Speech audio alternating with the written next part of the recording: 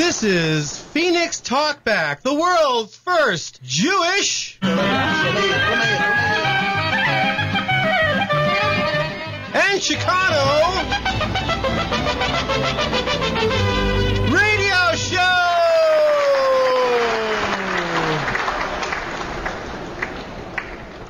Here now is the news. All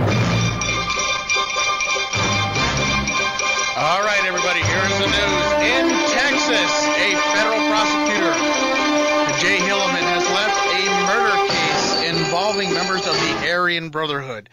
Hilleman cited security concerns this after Assistant District Attorney Mark Hayes was shot and killed in January. And Hayes' boss, District Attorney Mike McClellan, and McClellan's wife were shot and killed in their home last week.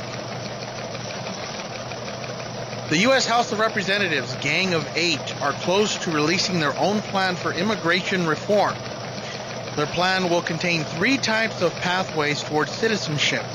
One for dreamers, one for non-dreamers who would have to return home and re-enter, and one for those who admit breaking the law and offering to pay fines. Respect Arizona's recall campaign against Maricopa County Sheriff Joe Arpaio has reported being more than halfway towards making their goal of 335,000 signatures by May 30th. The town of Bisbee, Arizona, has passed a civil union bill into law, making the town a battleground for marriage equality here in Arizona. Arizona Attorney General Tom Horn has vowed to challenge the constitutionality of the new law. It is still unknown if Arizona Tea Party legislator Don Shooter was concealing a weapon when he entered the classroom of teacher Danielle Munoz to bully her about his grandson. It is also unknown at this time whether or not the Arizona legislature will reprimand Shooter for abusing his power to bully the teacher. A side note, the teacher, however, was not carrying a firearm at the time. And that's the news. Thank you. Thank you very much.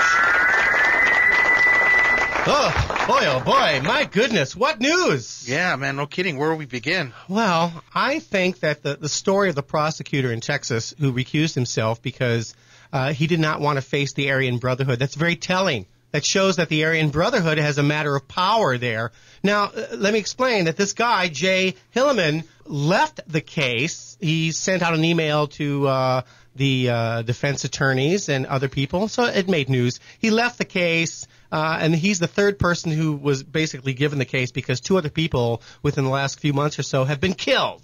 Yeah, that's insane that the Aryan Brotherhood, a hate group, is allowed to have this type of power, especially over federal prosecutors within the state of Texas. You know, it's just.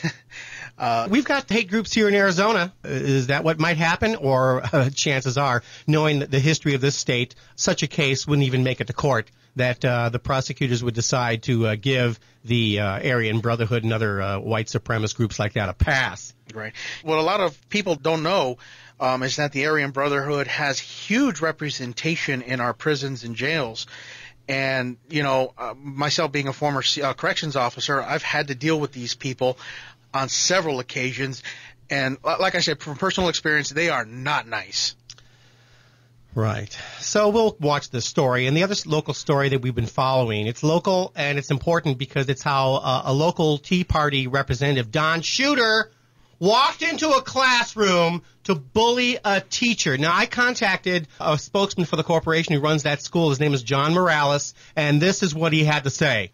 I'm the executive director for the Yuma Private Industry Council, a workforce board for Yuma County, and we also sponsor a charter high school.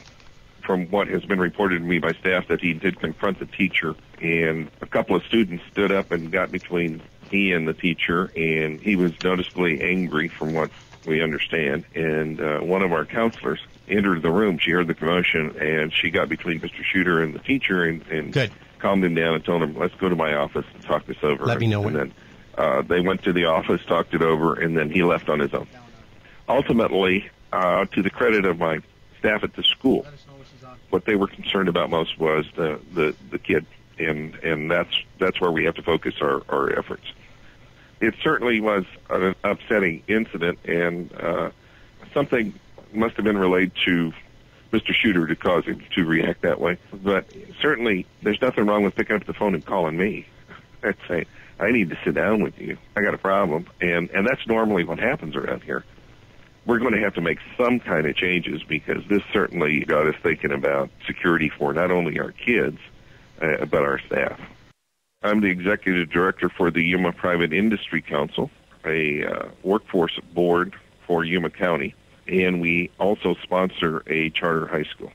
From what has been reported to me by staff, that he did confront the teacher, and a couple of students stood up and got between he and the teacher, and he was noticeably angry from what we understand. And one of our counselors entered the room. She heard the commotion, and she got between Mr. Shooter and the teacher and calmed him down and told him, let's go to my office and talk this over. And then they went to the office, talked it over, and then he left on his own. Ultimately, to the credit of my staff at the school, what they were concerned about most was the kid, and that's where we have to focus our efforts. It certainly was an upsetting incident, and something must have been relayed to Mr. Shooter to cause him to react that way. But certainly, there's nothing wrong with picking up the phone and calling me and saying, I need to sit down with you. I got a problem. And that's normally what happens around here. We're going to have to make some kind of changes because this certainly got us thinking about security for not only our kids, but our staff. Yeah, that was John Morales, and he told me he's being inundated with all sorts of calls. And we then sought out someone who could give us a little more analysis. On the phone with us, joining us, is Terri Woodmansee. Terri, are you there? I'm here. Welcome to the show. Hey, Terri, this is Bobby. So what do you think of this whole shooter issue? Well, I have a concern. If you remember back in 2011, Don Shooter did an incident in the legislature where he came in dressed as a sombrero with a bottle of tequila and basically made fun of a cultural diversity. And something I just recently learned that I really find amazing to me is that in 2012, SB 1462, which was to expand penalties for bullying, Don Shooter voted no on. Voted against it? Wow. He voted against it. And he made a quote 10 days before he did this incident to the Latinos and Chicanos, and he said, we all want a decent education for our kids. We all want a good paying job. We all want to live in peace and security. And 10 days later did this stunt with the teacher. You know, that's I don't know, for lack of a better term, hypocrisy on his end. Then again, Don Shooter's has been known for being a hypocrite, so. Exactly. And the question I have now that I lead out there to law enforcement and to the school is let's hold him accountable as much as we would anybody else. He made a move that he knew was wrong. He's not talking to people. He's going immediately through a lawyer. And to me, that says a lot about he knows what he did was wrong and criminal. Yeah. You know, do you think that he should be prosecuted for this? I do. I think criminal charges should be brought up just like anybody else would. We don't know if he was carrying a gun. Would that complicate the charges? It would. It would increase the charges if he carried a weapon into the school and had it with him. That would increase the type of an assault level and the mitigation factor. But I really think at this point, not only should he be charged criminally, but I think it's a must for the legislature to hold him accountable and sanction him or remove him based on the fact that he used his title and his power and his authority, and he made that a point during this event. Hey, if you want to call in to ask Terri Woodmansee a question, please call us at 602-277-5369. To ask Terri Woodmansee a question, please call 602-277-5369. Bobby? Now, Terri, are you calling for Shooter to resign or to step aside? Well, I'd like to see Shooter prosecuted like anybody else, and prosecuted in both his criminal court in our state and also through the legislature. They need to review these. We need to quit letting legislatures use their title. Terri, I see this as wag the dog Okay, that's what I do. He takes it upon himself to aggress, knowing that he'll try to weasel out of it, just to justify a bill that would require teachers to carry guns, so that in the future, if a representative enters your school and starts hassling teachers, then you can thank Don Shooter for being in favor of carrying guns. So as I said, I asked people to call in, and my goodness. Hello, who's there? Hello? You're on the air. Oh, they hung up. You're still with us, aren't you, Terry? I'm sorry, say that again? You're still with us, aren't you? I thought we had I am with us. I am with you. Yes. Okay, I thought we had a call. Someone calling to ask you a question. And you ran in the primary, or you tried to run for the primary against Don Shooter. And that's LD13, isn't it? That is LD13, and I am a current officer within the LD, and I am considering that because I believe that he should be cooperating with law enforcement. He's not. By going through this attorney and playing this game, he's not cooperating. This is pure manipulation. This is an abuse of power. An angry grandfather. Is that what all Tea Party people are like? Just basically angry grandfathers who should stay on the porch in their rocking chair. I'm sorry. I'm sorry. Well, it's a state of mind is what it is. It is. And Lou, another point is it's been very clear out in the press that he has refused to meet with the school, with the parent and the child, and to discuss this with the teacher. Instead, from what I'm seeing in the media, they're pulling the child out. Where's mom or dad in this? Right. Where are the parents of this child? Do you think the shooter's trying to pull a Scott Bungard on this whole thing by hiding behind a lawyer? I believe so. I believe he thinks what he did was okay because he's who he is. After all, he stated very clearly, do you know who I am in this position? And he pointed out to the charter school. And I feel he's bullying. This is bullying. The very thing he voted against. And he didn't want to increase the penalties. Well, that's because the penalties would be on him. Exactly. I found out that his grandson changed schools. So that pretty much cuts off any input from the mother and the grandson. Correct. Hey, and I hope, though, the teacher will go forward and continue to pursue having him charged. Terry, will you hang with us, please? Sure. Stay tuned, everybody, on Phoenix Talkback.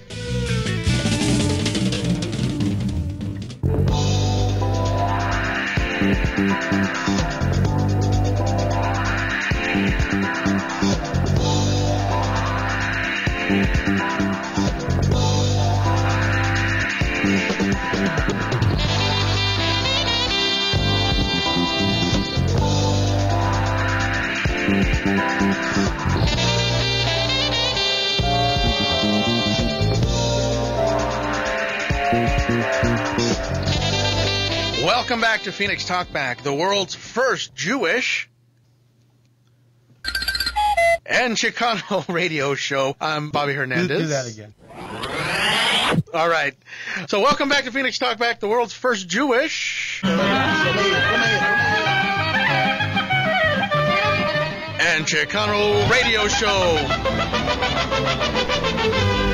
And we're going to continue on with our guest, Terri Woodmansee.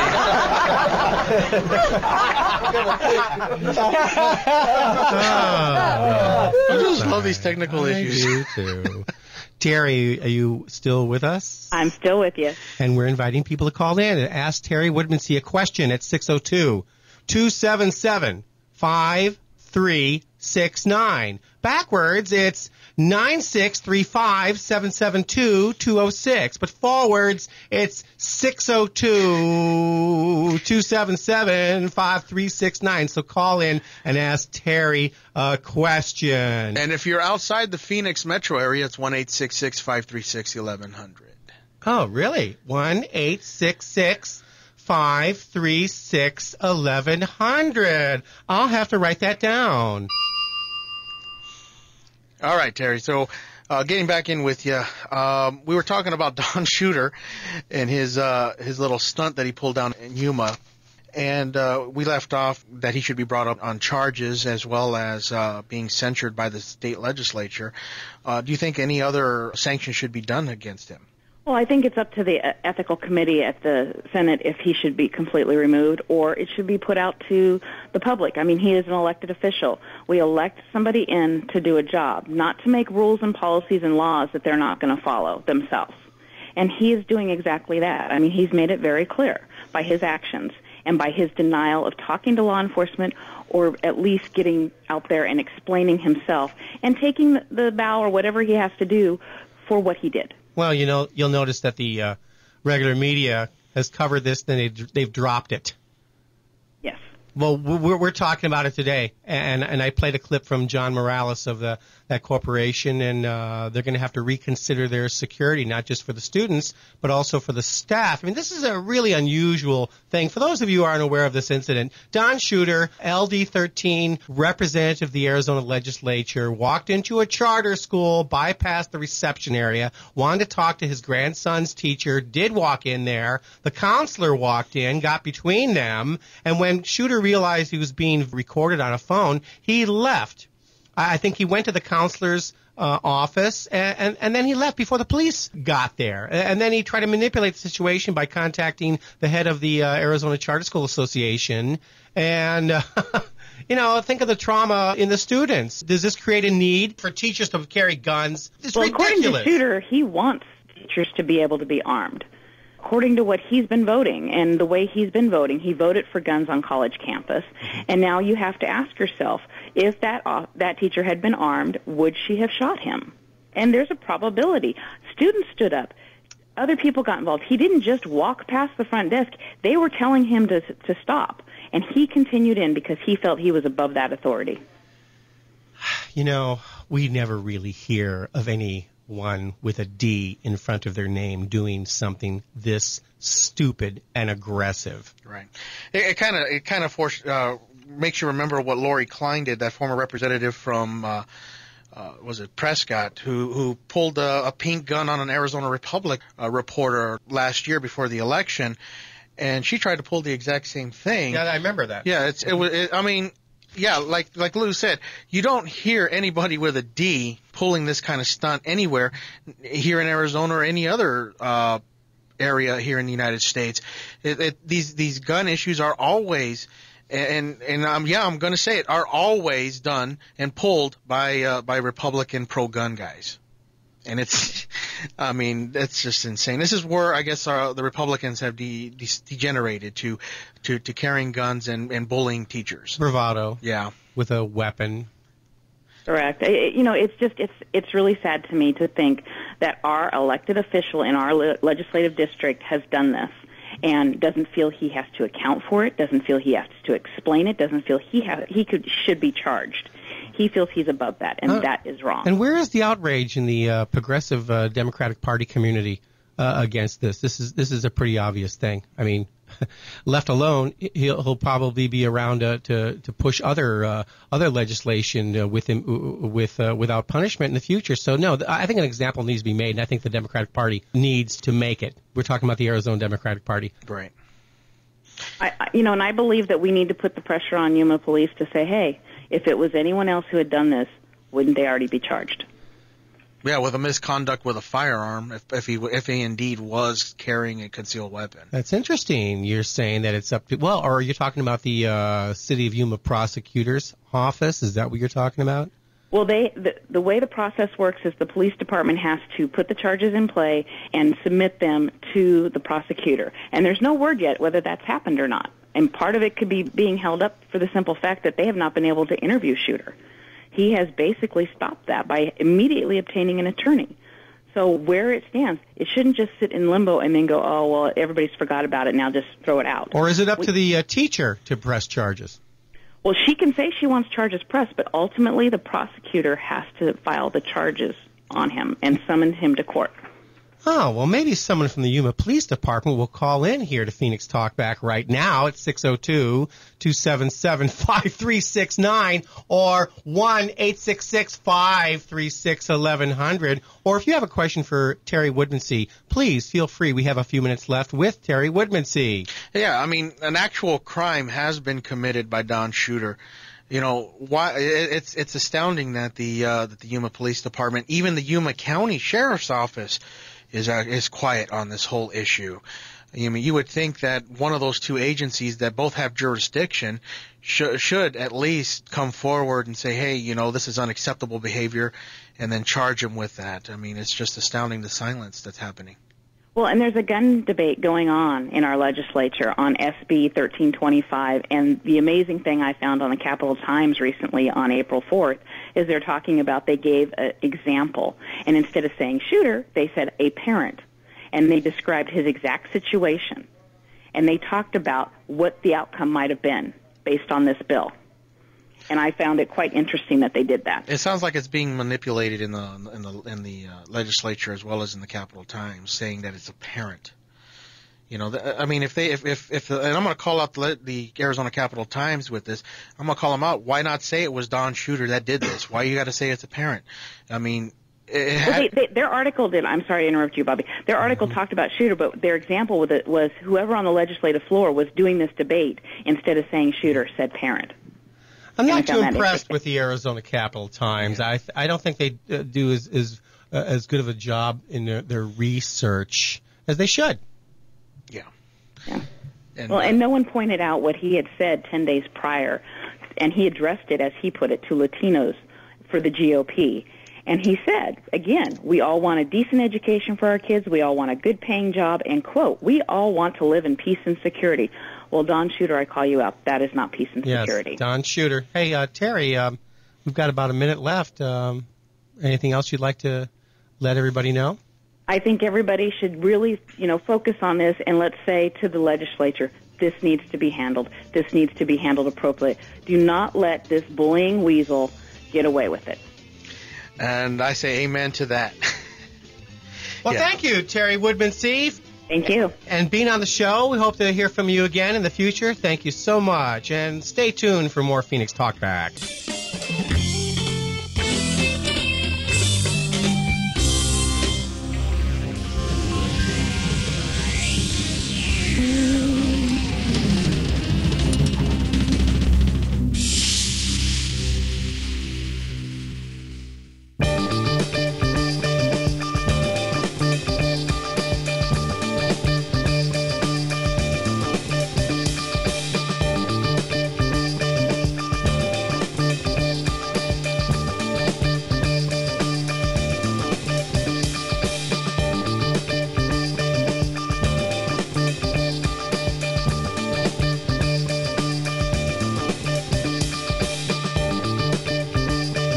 Welcome back to Phoenix Talkback, the world's first Jewish and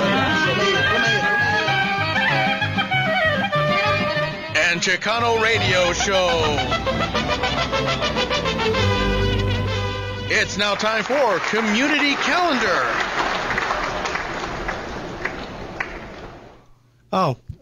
Community Calendar? Oh, okay. So, wait. Let me walk to the newsroom. Hang on a second. Gotta get into the newsroom here. Here's Community Calendar. The Arizona Dream Act Coalition will be holding a retreat April 26th to the 28th at Camp Tantozana in Tonto National Forest in Payson, Arizona. Find a dreamer and you'll get details. At the Arizona State Fairgrounds, 1829 West McDowell will be the 4-day Maricopa County Fair, starting this next week, April 10th to April 14th, starting Wednesday. Doors open at 10, admission is free until 3 p.m., else you gotta pay to get in. The Arizona Broadcasters Association will be holding their 9th annual Broadcasters Golf Classic at the Raven Golf Club in South Phoenix on Friday, May 3rd, 2013. If you wish to participate or sponsor the event, they are available. Just contact the Arizona Broadcasters Association, 602-252-4833. And here's the point. The proceeds raised will go to fund the Arizona Amber Alert System, which has recovered 71 children since 2002. The proceeds will also fund scholarships for ASU and NAU. The Child Crisis Center will be having their 12th annual gala event at the Hyatt Regency Scottsdale Gainey Ranch on April 20th, 2013. This year's event is called Evening in the Tropic Safari, and the money raised will go to help children in crisis. Tickets start at $175 and can be purchased online at childcrisis.org. A New Leaf Foundation, through their Mesa Can organization, is asking the public for donations of non-perishable foods between now and the end of June. These donations are to help the homeless, domestic violence victims, and families in need. If you can spare a few dollars, they also need cash donations as well. A New Leaf Foundation also assists families with cash assistance for a one-time per calendar year help for electrical payments and rent. For more information, you can help. Please call A New Leaf Foundation's Development Office at 480-464-4648, and that is Community Calendar. Those are a lot of great organizations there, so if you guys can help out, that'll be wonderful. Our next guest is David Leopold, renowned immigration rights attorney. He's the general counsel and past president of AILA, the American Immigration Lawyers Association. David, welcome to Phoenix Talkback. Hey, thank you for having me. And here, sitting beside me, is Bobby Hernandez. Hey, how you doing, David, on this Sunday? Hey, Bobby, how are you? I'm fantastic. Thank you. So, David, this is a unique little experiment, don't you think so? Phoenix Talkback, it's the world's first Jewish-Chicano radio show. What do you think of that? I think it's great. I mean, look, you know, everybody we have common interests. I mean, you know, just look at immigration, for example. You know, as a Jew myself, whose family immigrated to the United States, my father fled persecution. He fled the Nazis, and you know, obviously, we have a great stake in making sure that we have a fair and open and accommodating immigration system, and that people don't have to live in this country in the shadows. It's a natural coalition. It's a natural brotherhood, sisterhood between Latinos and Jews. And I'm glad to see that you guys are at the forefront and breaking some ground here. Good luck. This is great stuff. Thank you. It is also our hope to educate everyone, even the Jewish people who may not see the connection between the plight of the Jewish people to survive. It is very similar to what is happening now, I believe, to Mexicans coming over the border and trying to make a better life for themselves. You're right. I mean, you've got 11 million people in this country who essentially have to look over their shoulder 24/7. And this is the United States, and we can't tolerate people being treated like that. It's an unfortunate situation that's the result of a really dysfunctional, badly working immigration law that has to be changed. We can't sit around and tolerate people, frankly, like former Senator Pierce and Jan Brewer, right. Stomping on the rights, frankly, of people and engaging in racial profiling and all that sort of thing.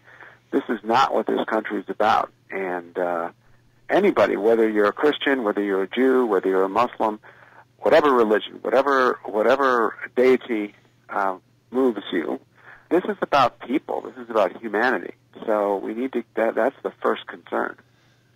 David, recently you wrote an article. It was on Huffington Post about the terms illegal alien, and also this last week the Associated Press struck it from their lexicon.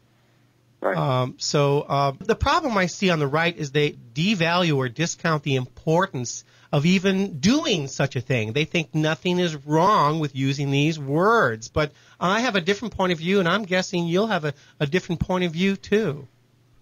Well, look, you know, collectively, those of us who on the front lines of the immigration reform movement, we were asleep at the switch, honestly, for the last 20 years. I hate to say that, but it's true. And during that time, nefarious groups whose agenda is to seal the borders of the United States, and particularly keep out people of color, took the term illegal alien, which is really a slur, and promoted it and pushed it and put themselves on television using it constantly on CNN and on Fox and on MSNBC to the point where it became part of the American lexicon. And that's a result of some very mean-spirited people pushing it. It's almost like if you say something enough, it becomes reality. So What happened last week, I say that all, what happened last week when the AP decided no longer to use it, and I understand the New York Times is considering the same thing, that's a major, major victory. Why? Mm-hmm. Because we're getting some objectivity back into this argument. We are reframing this issue. We are taking this issue back from the people who have injected hatred into it. I use the term undocumented, and then for the first time this morning here, Bobby Hernandez, I heard him use the term undocs to refer to them collectively. So I've never been called an illegal alien. Bobby, have you ever been called an illegal alien? Well, I have not been called an illegal alien per se, but I've been told, why don't you go back to where you're from? How can I go back somewhere when my family is from here, you know? And I find it sad. I find it offensive.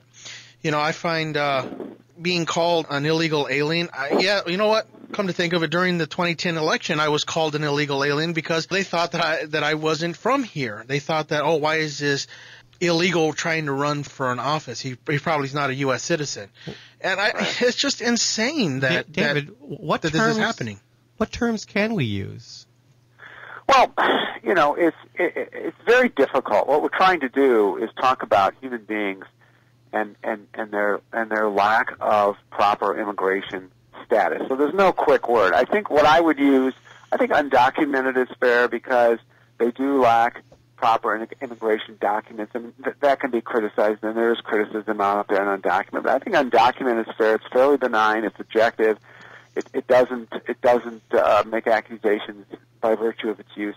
The other one that I think is fair to use would be unauthorized, and in fact, that's what the law itself uses.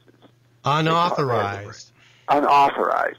I don't personally like the term alien. It reminds me of when I was a kid. There was a TV show called My Favorite Martian. Uh-huh. You know, or Lost in Space. Right. And we're the only country, or one of the few countries, that actually uses that term to refer to non-citizen. You know, I don't think there's a Spanish translation to it, which would define a person. But I think that, you know, the law does use the term alien in it, and maybe that should be changed. And it should be changed, but I personally refer to people who are not properly documented in the United States as either undocumented non-citizens, undocumented foreign nationals, unauthorized non-citizens, unauthorized foreign nationals, terms that don't cast aspersions on anybody, terms that don't suggest illegality. The problem is that what most people don't understand is that it is not, and I underscore not, a crime to be in the United States without lawful immigration status. It's just not. And that's the problem with that term, illegal alien, suggests that everybody who's in this country without proper documentation is, by virtue of their presence in the United States, a criminal. And frankly, that is just not the case. Right. You know, there are some whose presence is a crime, and those are felons who have been deported and then re-enter illegally. Those are criminals. You can't do that. But, you know, to refer to somebody who's working hard in the kitchen, washing dishes, or making beds in a hotel as illegal is just absolutely horrible. I mean, it's talking about a person. You know, you're not talking about a thing. Well, one question here. Now, how can we call somebody who's indigenous an illegal alien when they're from essentially this continent? That's what I don't understand. But in this debate, we can go back and forth about what to call people. I'm very happy that the Associated Press, a major news outlet in this country and around the world, has taken that step, and hopefully others will follow. But we do have borders, and we do have to respect the borders. I do believe in border security and the fact that, you know, people should have proper documentation and proper authorization to enter the United States and to live here. I think that that's the definition of what a country is, actually. Say, David, would you stick around with us, please? If you'll have me, I sure will. Sure, stick around, please. Folks, we'll be returning after this break with more with David Leopold on Phoenix Talkback. Thank you so much.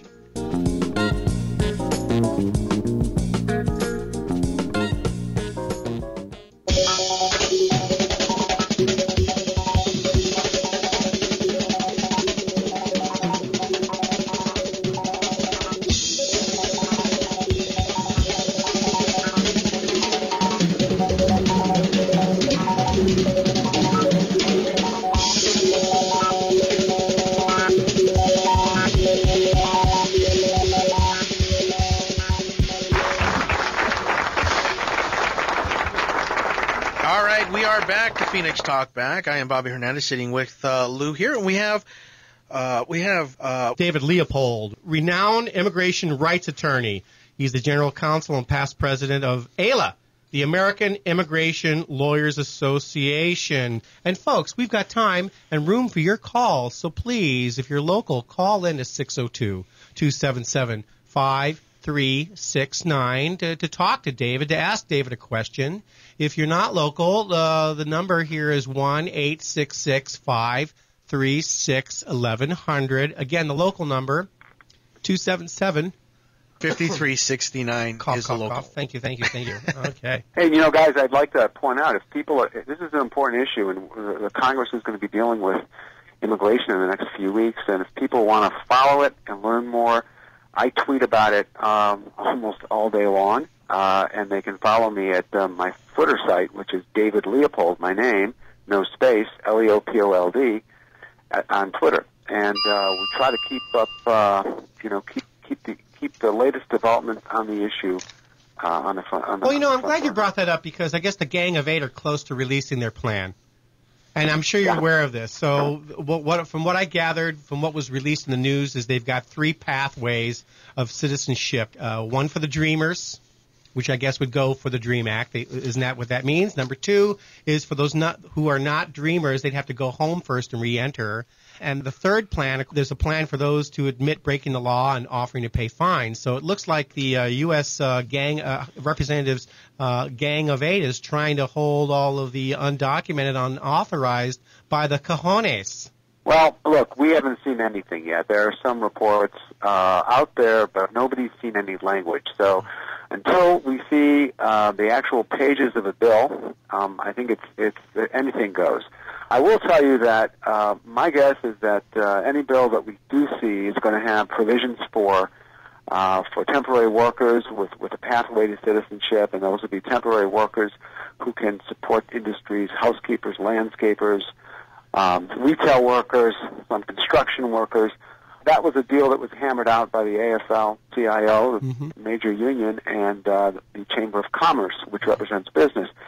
There are some other sticking points, but, how they do it and how it's put together, we are a long way from there, because whatever the Senate introduces, it's going to have to also pass the House, or whatever the House introduces, they're going to have to conference with the Senate. So whatever comes out of both houses has to be put together into a single bill. And we've got a ways to go between now and then. We've got public hearings. And people who are interested in this issue, if listeners are interested in this issue, they ought to be on the phone to their members of Congress. John McCain is a key player in the Gang of Eight. Now, one question. Couldn't President Obama just reinstitute the Bracero program? President Obama doesn't have the power to change the law. President Obama has only the power to enforce the law, and to administer the law. Only Congress can fix this. Only Congress. Now, was the Bracero program repealed at some point prior to Reagan taking office? Well, the Bracero program was years ago. It predated Ronald Reagan. And I don't think anyone's talking about bringing back a similar program. I think what we need to do is to put together an immigration law that fits the 21st century. Right.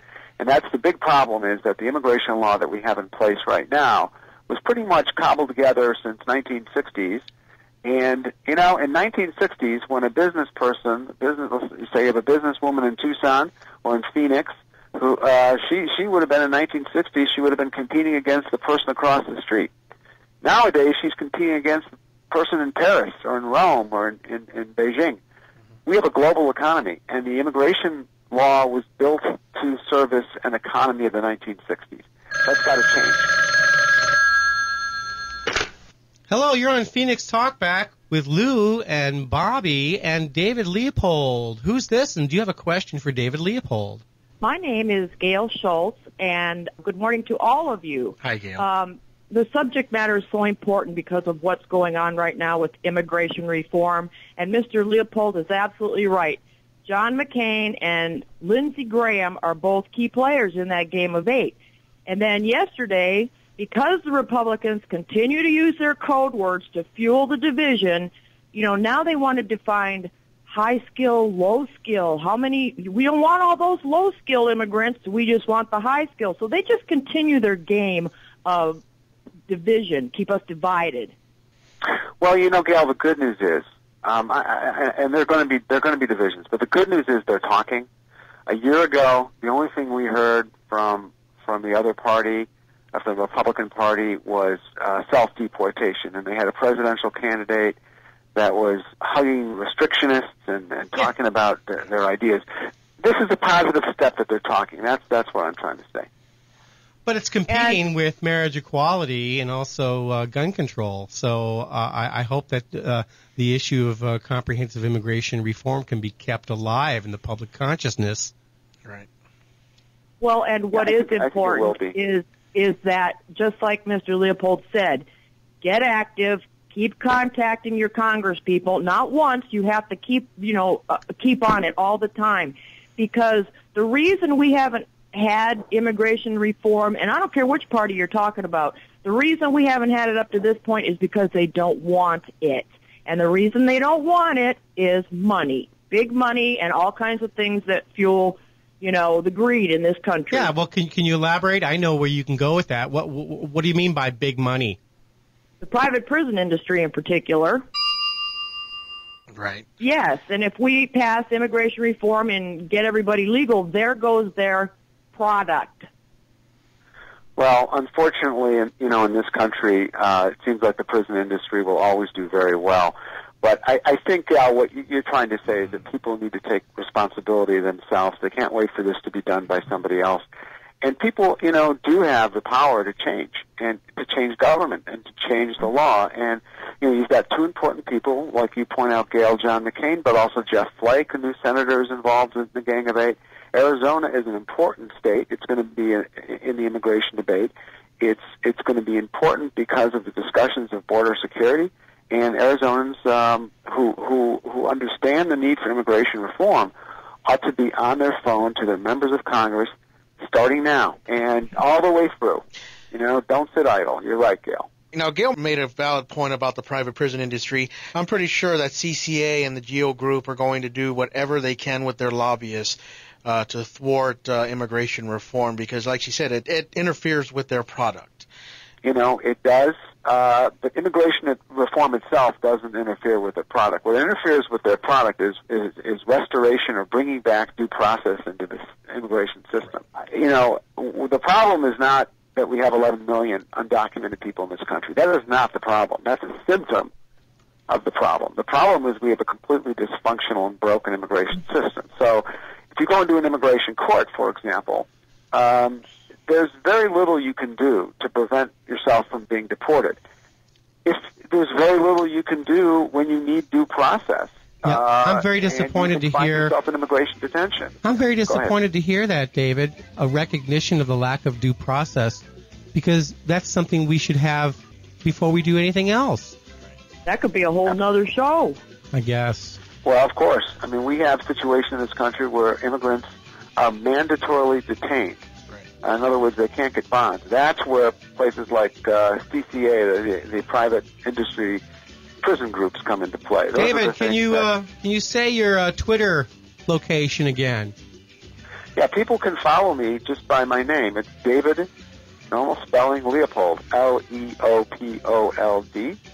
That's Twitter. So it's at David Leopold. Thank you very much, and thank you, Gail, for calling, and we'll see you next week on Phoenix Talkback.